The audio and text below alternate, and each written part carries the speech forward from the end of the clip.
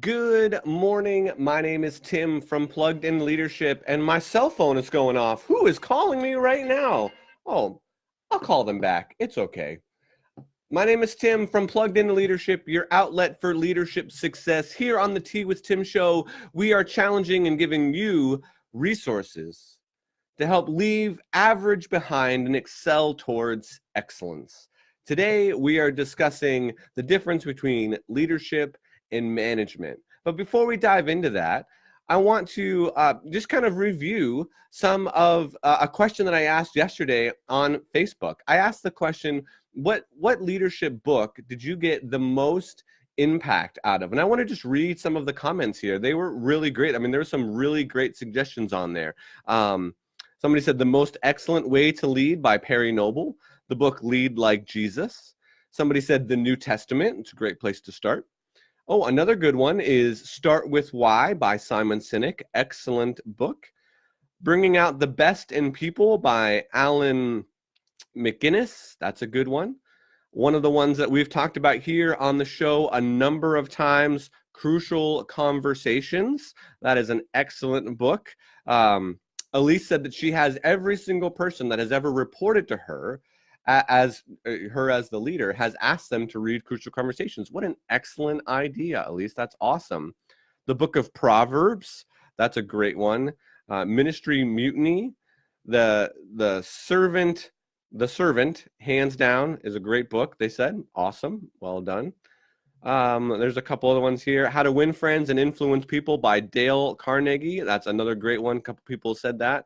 It's a really awesome one. Someone else said The Servant, The Fred Factor. So some really great suggestions on there. Another one that I might add would be The 21 Laws of Leadership. I got it right here in front of me.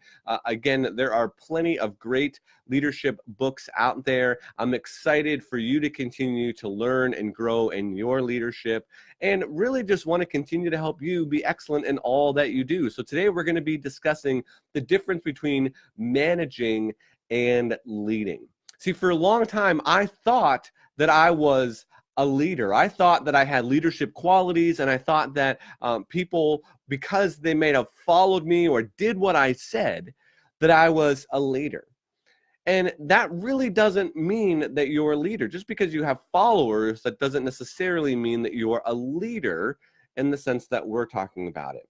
So a manager and a leader sometimes can be confused as being the same thing. You might have someone that is your sales manager or your shift supervisor or the manager, the general manager or something like that, and they're managing. Well, what does managing mean? It means that they are tasked with coming up with systems and processes and continuing to maintain those systems and processes to carry out a desired goal. So really, managing is about this idea of continuing the systems that have been set up, or maybe even creating some new systems or finding a better system. And that's really what a manager's job is to manage the system, to keep all the things in line, to keep the checks and balances in place, to make sure that you are doing your task because your task relates to somebody else's task, and there's a system in place, and if the system doesn't work, then the outcome is at risk.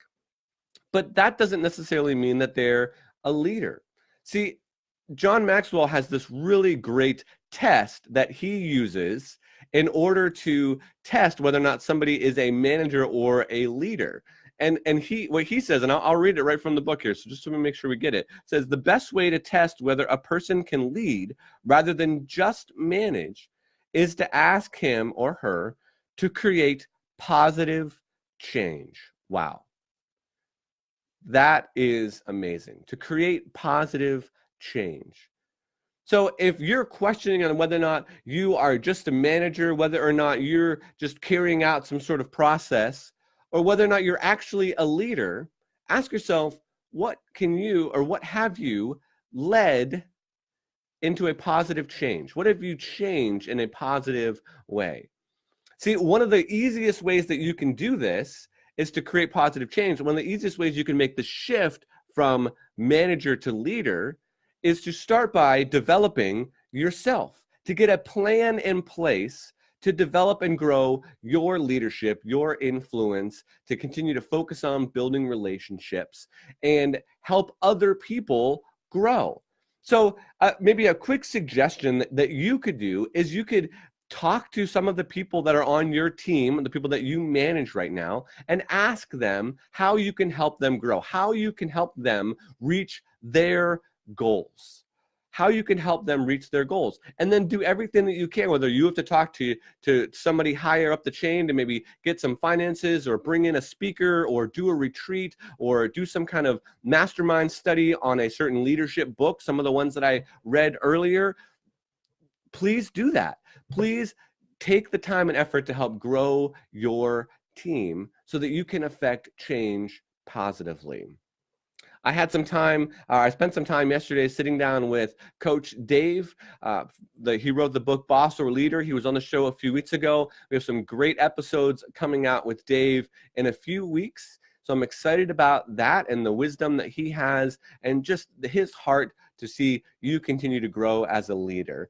And like I said earlier in the show, we want you to leave average behind and excel towards excellence in your leadership. So I hope that you continue to do that. If you missed yesterday's episode on going back into the workforce, reading the workforce, you please check that out with Allison. It was awesome. This week we're giving away some time, some coaching with Allison. Perhaps if you're prepping for an interview or you're looking to make a career change or step out of the workforce in the next few months and you want some helpful hints on maybe how to do that well so that you can re-enter the workforce at another time in the future, Allison is a great resource for you. So please share this video. You can leave a comment on YouTube. You can write a review on iTunes and you'll be entered into our weekly resource drawing. I'm going to do as much as I can to help you continue to grow in your leadership. So that's all I have for today. Real quick before I bounce off, on my Facebook wall, I asked the question, what is the craziest question you've ever been asked in an interview? Would love to get your insight on that. You can also comment on my other question, what is your leadership book that has given you the most impact? You can comment on that as well. We're going to feature some more of those answers in an upcoming episode. I'm going to do a whole show on interview questions and how to answer those questions, and we can look at some of the different crazy interview questions that people have been asked. All right, that is it for me today. Thank you so much for tuning in. I will see you again tomorrow with Pastor Herb Redrick will be on the show talking about ways that you can address conflict and resolve those conflicts on your team. All right, we'll see you tomorrow. Thanks for tuning in.